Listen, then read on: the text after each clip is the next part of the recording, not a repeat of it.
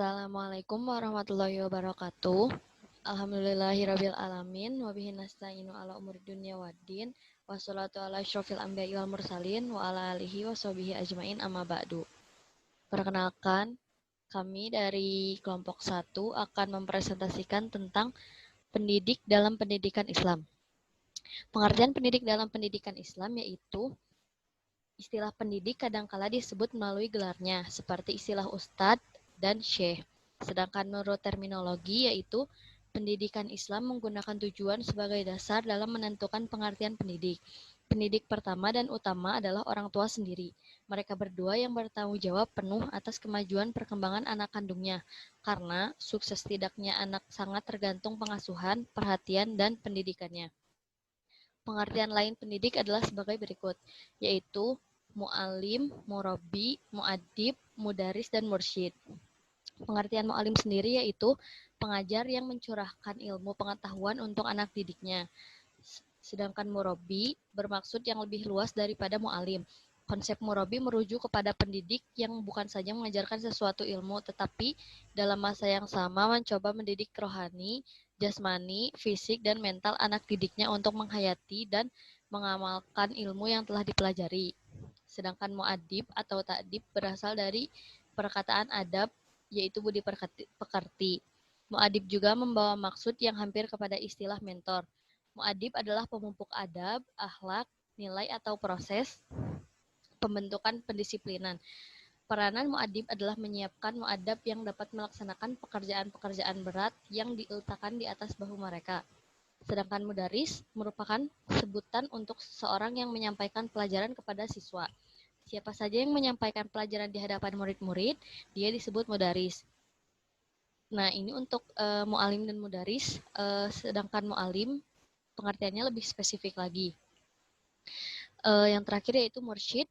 Secara istilahnya, menurut kaum sufi, adalah mereka yang bertanggung jawab, pemimpin murid dan membimbing perjalanan rohani murid untuk sampai kepada Allah Subhanahu wa Ta'ala. Untuk selanjutnya, kedudukan pendidik dalam pendidikan Islam yang akan disampaikan oleh Vita. Terima kasih kepada moderator yang telah memberikan waktu kepada saya untuk menyampaikan materi ini, yaitu kedudukan pendidikan dalam pendidikan Islam. Dalam dunia pendidikan, pendidik memberikan santapan jiwa, ilmu pembinaan akhlak mulia, dan meluruskan perilakunya yang buruk kepada peserta didik. Contohnya, anak tersebut selalu mengejek teman-temannya. Jadi, kalau si anak itu mengejek teman-temannya, nah kita sebagai pendidik kita harus meluruskan anak tersebut ke dalam kebaikan, yaitu tidak mengejek lagi. Oleh karena itu, pendidik mempunyai kedudukan yang tinggi. Dalam beberapa hadis disebutkan, jadilah engkau sebagai guru atau pelajar atau pendengar atau pencinta, dan janganlah kamu menjadi orang yang kelima, sehingga engkau menjadi rusak. Islam menempatkan pendidik setingkat dengan derajat seorang Rasul. Al-Ghazali menukil beberapa hadis Nabi tentang keutamaan seseorang pendidik. Ia berkesimpulan bahwa pendidik adalah orang-orang besar yang aktivitasnya lebih baik daripada ibadah 1 tahun. Quran Surat At-Taubah ayat 122. Al-Ghazali mengukir pernyataan para ulama yang menyatakan bahwa pendidik merupakan pelita segala zaman. Orang yang hidup dengannya akan mendapatkan pancaran cahaya keilmiahannya. Andai kata dunia tidak ada pendidik, niscaya manusia akan seperti binatang. Sebab pendidik adalah upaya pengeluaran manusia dari sifat kebinatangan. Dalam ajaran Islam, keberadaan pendidik sangatlah dihargai kedudukannya. Seperti terdapat pada firman Allah dalam surat Al-Mursalat ayat 11, yaitu Allah meningkatkan derajat orang beriman dan ilmu pengetahuan beberapa derajat. Dalam hal ini, tampak terlihat bahwa pengetahuan mengantarkan manusia untuk berpikir akan adanya penciptaan alam semesta, sehingga manusia lebih dekat dengan Tuhannya. Al-Ghazali juga menyatakan bahwa seseorang yang berilmu dan kemudian mau mengamalkan ilmunya, itu dia yang disebut orang besar di semua kerajaan langit. Dia bagaikan matahari yang menyinari alam. Sekian dari saya kembalikan kepada moderator. Bismillahirrahmanirrahim. Di sini saya akan melanjutkan materi yaitu tentang sifat-sifat pendidik dalam pendidikan Islam. Di sini saya akan menjelaskan 9 sifat pendidik dalam pendidikan Islam. Yang pertama yaitu memiliki tingkah laku dan pola pikir yang harus bersikap robbani. Yang mana artinya Rob itu dari segi bahasa adalah artinya yang Maha Pencipta. Nah, ditambah kata imbuhan alif, nun dan iya, yang mana artinya menjadi sifat yang Allah harapkan. Nah, menurut Ali bin Abi Thalib, Robbani itu memiliki definisi adalah generasi yang memberikan santapan rohani kepada kepada manusia dengan atas landasan ilmu atau hikmah, dan mendidiknya berdasarkan ilmu dan hikmah dan mendidiknya berdasarkan ilmu juga. Jadi yang mana kita harus memiliki pola pikir yang bersikap robbani itu artinya kita harus menyampaikan segala sesuatunya itu berdasarkan ilmu, begitu. Nah, yang kedua adalah seorang pendidik harus memiliki rasa yang ikhlas. Kita sebagai pendidik dituntut harus ikhlas dalam memberikan semuanya, termasuk materi, waktu, dan begitu pula pengajaran yang kita berikan itu harus memang betul-betul ikhlas.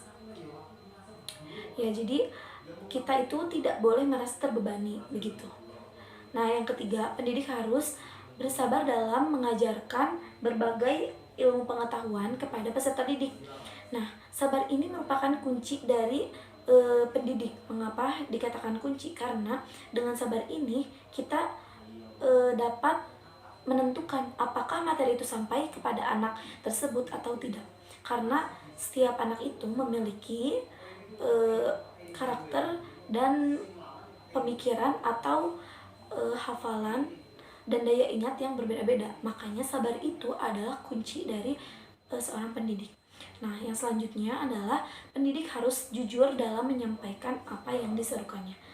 Ya, maksud jujur di sini adalah kita harus menyampaikan materi sesuai dengan standar kompetensinya, atau kita harus menyampaikan materi yang memang materi tersebut ada dalam sebuah sumber, gitu. Jadi jujur di sini tidak asal memberikan gitu. Dan juga pendidik harus senantiasa jadi pendidik itu harus senantiasa dibekali oleh ilmu dan kesediaan membiasakan untuk mengkajinya. Jadi kita sebagai pendidik itu dituntut bukan hanya untuk memberikan materi, tetapi kita juga dituntut untuk mengkajinya sebelum kita memberikan materi tersebut kepada peserta didik. Apakah materi tersebut layak atau tidak diberikan kepada peserta didik, maka sebelumnya kita perlu mengkajinya. Nah, yang selanjutnya, pendidik harus mampu menggunakan metode mengajar secara bervariasi. Nah, di sini pendidik dituntut untuk kreatif dalam menyampaikan materi pendidikan agar peserta didik itu tidak merasa jenuh atau bosan, gitu. Jadi kita sebagai pendidik itu dituntut harus berkreasi dan kreatif, begitu. Selanjutnya, pendidik harus mampu mengelola peserta didik, yang mana kita harus bersikap tegas dalam bertindak sesuatu dan meletakkan perkataan kita secara proporsional, yang mana artinya kita tidak boleh asal mengucapkan kata yang mungkin dapat membuat peserta didik tersebut down atau menjadi enggan untuk bersekolah, seperti itu. Dan kita di sini dituntut untuk tegas, bukan marah-marah. Ya, tegas dan marah itu beda. Tegas itu memiliki proporsinya atau memiliki ketentuannya. Jadi tegas itu memang harus dituntut untuk menetapkan suatu peraturan. Yang selanjutnya, pendidik harus mampu mempelajari kehidupan psikis setiap anaknya. Dan kita itu harus mengetahui kehidupan psikis peserta didik selaras dengan masa perkembangannya. Yang mana artinya kita harus mengetahui psikologi setiap anaknya. Jadi kita harus mengetahui pribadi setiap anaknya agar kita mudah menyampaikan materinya. Misalnya oh anak ini harus disampaikan dengan lembut, atau oh anak ini harus sedikit dikerasi. Nah, pentingnya kita mempelajari kehidupan psikis peserta didik adalah seperti itu.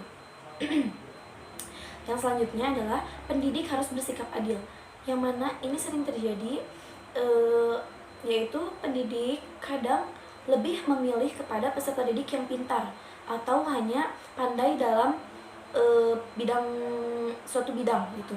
Jadi kita sebagai pendidik itu tidak boleh bersikap pilih kasih. Nah, jadi sebagai pendidik itu kita harus bersikap adil. Justru kita harus mengajak peserta didik yang mungkin kurang dalam memahami, mungkin kurang dalam proses memahami suatu pelajaran seperti itu, agar ia merasa nyaman dan tidak tertekan dalam melakukan pembelajaran tersebut. Nah, terima kasih. Selanjutnya silahkan dilanjutkan. Syarat-syarat pendidik dalam pendidikan Islam. Yang pertama adalah takwa kepada Allah Subhanahu wa taala sesuai dengan ajaran ilmu pendidikan Islam. Tidak mungkin kita sebagai guru mendidik anak didik agar bertakwa kepada Allah Subhanahu wa taala jika ia sendiri tidak bertakwa kepada Allah. Sebab kita sebagai pendidik adalah teladan yang baik bagi anak didiknya, sebagaimana Rasulullah SAW menjadi teladan bagi umatnya. Sejauh mana seorang guru harus memberi teladan yang baik kepada semua anak didiknya, maka dari itu guru diperkirakan akan berhasil mendidik mereka sebagai penerus bangsa yang baik dan mulia. Yang kedua adalah berilmu. Ijazah bukan semata-mata secari kertas, tetapi sebuah bukti bahwa pemiliknya telah mempunyai ilmu pengetahuan yang diperlukannya untuk suatu jabatan. Guru pun harus mempunyai ijazah agar ia diperbolehkan untuk mengajar, kecuali dalam keadaan darurat. Misalnya, kapasitas seorang anak didik lebih meningkat ketimbang kapasitas seorang guru yang mencukupinya, maka terpaksa menyimpang untuk sementara, yaitu menerima seorang guru yang belum berijazah. Tetapi dalam keadaan normal, ada patokan bahwa semakin tinggi pendidikan guru, makin baik pendidikan, maka semakin tinggi pula derajat masyarakat. Maka kita sebagai pendidik harus memiliki ilmu. Yang ketiga adalah sehat jasmani. Kesehatan jasmani dijadikan salah satu syarat bagi mereka yang melamar menjadi guru. Guru yang mengidap penyakit menular yang sangat membahayakan kesehatan anak-anak, jadi guru yang mengidap penyakit itu tidak akan bergairah gitu untuk mengajarnya. Kita kenal ucapan mens sana in corpore sano, yang artinya dalam tubuh yang sehat terkandung jiwa yang sehat. Walaupun pepatah itu tidak benar secara keseluruhan, akan tetapi kesehatan badan sangat mempengaruhi semangat bekerja. Maka dari itu, kita sebagai guru atau pendidik, kita harus mempunyai kesehatan yang kuat. Yang keempat adalah berkelakuan baik. Budi pekerti guru sangat penting dalam pendidikan watak anak didik. Guru menjadi teladan karena sifat anak-anak yang bersifat suka meniru. Guru yang tidak berakhlak mulia tidak mungkin dipercaya untuk mendidik atau mengajar. Akhlak mulia dalam ilmu pendidikan Islam adalah akhlak yang sesuai dengan ajaran Islam yang dicontohkan dengan sebagai pendidik utama, yaitu Nabi Muhammad SAW, yang mengatakan bahwa di antara akhlak mulia guru adalah mencintai jabatannya sebagai guru, bersikap adil kepada semua anak didiknya, mempunyai jiwa yang gembira dan tenang, berwibawa, mempunyai kemanusiawian, dapat bekerja sama dengan guru-guru lain, dan dapat bekerja sama dengan masyarakat. Selanjutnya dipersilakan kepada pemateri berikutnya. Didik memiliki hak dalam kekuasaan. itulah penjelasan tentang tugas, tanggung jawab, dan juga hak pendidik dalam pendidikan Islam. Selanjutnya, penjelasan tentang bagaimana sih kode etik pendidik dalam pendidikan Islam. Penjelasan tentang kode etik pendidik dalam pendidikan Islam yang akan dijelaskan oleh Siti Nuraini Latifah. Nah, jadi saya di sini akan menjelaskan tentang kode etik pendidik. Kode etik merupakan tata cara pedoman etis dalam melakukan suatu kegiatan atau pekerjaan. Jadi kayak kalau misalnya kita punya buku nih, kalau kita mau tour atau mau jalan-jalan, kalau misalnya kita ke suatu tempat nih, seperti kan kita ke pantai yang ada pedomannya gitu. Kalau enggak kita kalau ikutan beasiswa kan suka ada pedoman-pedoman kayak gitu. Nah itu tuh kayak bisa jadi kode etik gitu loh. Nah terus di sini apa sih sumber-sumber etik pendidik teh? Pendidik itu satu, ada nilai-nilai agama Pancasila. Kedua, ada nilai-nilai kompetensi pedagonis, kompetensi kepribadian, kompetensi sosial, kompetensi profesional. Terus yang ketiga, nilai-nilai jati diri, harkat, dan martabat manusia. Nah, di sini juga ada tujuan kode etik pendidik. Tujuan kita mempunyai buku panduan ini buat apa gitu ya.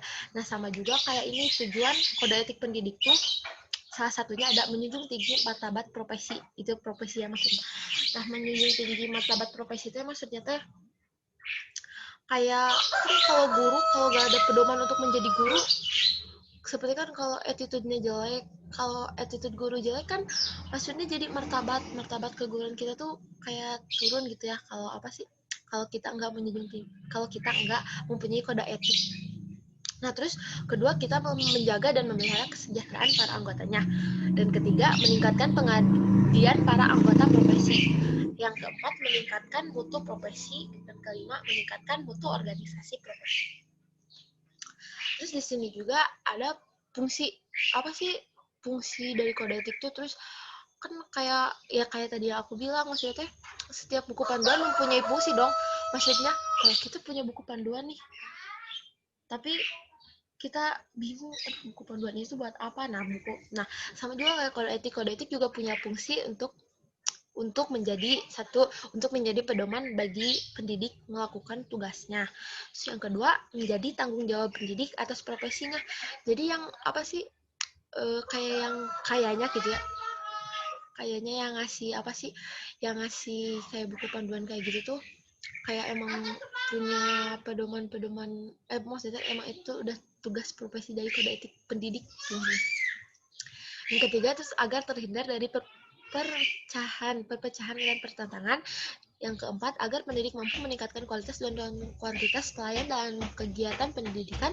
Yang kelima, membantu memecahkan masalah dan mengembangkan diri si pendidik. Nah, di sini juga ada kode etik pendidik. Nah, satu, pendidik berbakti membimbing peserta didik untuk membentuk manusia Indonesia yang seutuhnya. Yang kedua, pendidik memiliki dan melaksanakan kejujuran profesional. Yang ketiga, pendidik berusaha memperoleh informasi tentang peserta didik sebagai bahan melakukan bimbingan dan pembinaan. Yang keempat, pendidik menciptakan suasana sekolah sebaik-baiknya. Yang kelima, pendidik memelihara hubungan baik dengan lingkungan dan orang tua murid. Nah, kalau di sini peran pendidik itu apa? Kita dari basic kita guru ya, apalagi kita sebagai guru pendidikan madrasah ibtidaiyah. Nah, sebagai kita guru, mau itu guru SD, TK, mau SMP, SMA, mau sampai dosen-dosen pun mereka mempunyai peran didik. Salah satunya guru sebagai sumber belajar. Dua, guru sebagai fasilitator. Ketiga, guru sebagai pengelola. Keempat, guru sebagai demonstrator. Kelima, guru sebagai pembimbing. Nah, di sini menurut saya peran pendidik atau peran guru itu sangat penting. Kenapa? Soalnya tanpa ada kode etik dari gurunya sendiri, maksudnya kan maksudnya guru itu kan digugu dan ditiru. Dan kalau misalnya guru tidak mempunyai kode etik untuk sebagai pengajar, mungkin akan menjadi salah gitu ya kepada mahasiswa atau kepada murid-muridnya. Nah, jadi menurut saya kode etik sama peran pendidik, kode etik tuh sangat penting, soalnya guru itu peran guru sangat banyak gitu. Jadi kalau guru tanpa kode etik tuh kayak apa ya, kayak semacam ya asa kurang bagus gitu. Nah, mungkin poin selanjutnya akan diselanjutkan oleh teman saya. Terima kasih dan mohon maaf apabila ada kesalahan dalam berkata. Saya akan menjelaskan tentang peran pendidik. Guru merupakan salah satu pendidik dalam lembaga formal di sekolah, secara langsung atau tegas menerima kepercayaan dari masyarakat untuk memangku jabatan dan tanggung jawab pendidikan. Menurut Sanjaya, peran guru atau pendidik dalam proses pembelajaran ada 5, yakni yang pertama, guru sebagai sumber belajar. Peran guru sebagai sumber belajar berkaitan dengan kemampuan guru dalam menguasai materi pelajaran. Sehingga ketika siswa bertanya, dengan sigap dan cepat tanggap, guru akan dapat langsung menjawabnya dengan bahasa yang mudah dimengerti oleh siswanya. Yang kedua, guru sebagai fasilitator. Peran guru sebagai fasilitator dalam memberikan pelayanan kepada siswa untuk dapat memudahkan siswa menerima materi pelajaran, sehingga pembelajaran menjadi efektif dan efisien. Yang ketiga, guru sebagai pengelola. Dalam proses pembelajaran, guru berperan untuk memegang kendali penuh atas iklim dalam suasana pembelajaran. Diibaratkan seperti seorang nahkoda yang memegang setir kemudi kapal yang membawa jalannya kapal ke jalan yang aman dan nyaman. Guru harus menciptakan suasana kelas yang nyaman dan kondusif sehingga siswa dapat menerima pembelajaran dengan nyaman. Yang keempat, guru sebagai demonstrator. Peran guru sebagai demonstrator maksudnya di sini bukan turun ke jalan untuk berdemo, namun yang dimaksudkan adalah guru itu sebagai sosok yang berperan untuk menunjukkan sikap-sikap yang akan menginspirasi siswa untuk melakukan hal yang sama, bahkan lebih baik. Yang kelima, guru sebagai pembimbing. Perannya sebagai seorang pembimbing, guru diminta untuk dapat mengarahkan siswa untuk menjadi seperti yang diinginkannya, namun tentunya haruslah guru membimbing dan mengarahkan untuk mencapai cita-cita dan impian siswa tersebut.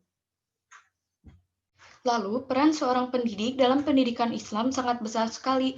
Dapat disimpulkan jika peran dari seorang pendidik dalam pendidikan Islam, yakni yang pertama, sebagai seorang pengajar yang dapat mengajak peserta didiknya menguasai pengetahuan keterampilan. Di sini, guru sebagai pengajar, di dalamnya terdapat kegiatan belajar peserta didik yang dipengaruhi oleh beberapa faktor seperti motivasi, kematangan hubungan peserta didik dengan guru, kemampuan verbal, tingkat kebebasan, rasa aman, dan keterampilan guru dalam berkomunikasi. Jika faktor tersebut dipenuhi, maka melalui pembelajaran, peserta didik dapat belajar dengan baik.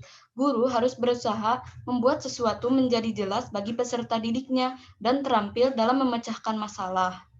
Yang kedua, sebagai pendidik, mampu untuk mengajarkan dan mengarahkan peserta didiknya memiliki kepribadian dan insan kamil sesuai dengan tujuan Allah menciptakan, yaitu sebagai seorang pendidik, guru adalah pendidik yang menjadi tokoh, panutan, dan identifikasi bagi para peserta didik dan lingkungannya. Oleh karena itu, guru harus memiliki standar kualitas tertentu yang mencakup tanggung jawab, wibawa, mandiri, dan disiplin. Yang ketiga, sebagai khalifah atau pemimpin, yakni mampu memimpin serta mengendalikan diri sendiri, kemudian peserta didik dan masyarakat, yaitu guru sebagai pemimpin adalah yang pertama, guru harus merencanakan tujuan dan mengidentifikasi kompetensi yang hendak dicapai. Yang kedua, guru harus melihat keterlibatan peserta didik dalam pembelajaran, dan yang paling penting, peserta didik melaksanakan kegiatan belajar itu tidak hanya secara jasmaniah, tetapi mereka harus terlibat secara psikologis. Yang ketiga, guru harus memaknai kegiatan belajar mengajar. Yang keempat, guru harus melaksanakan penilaian.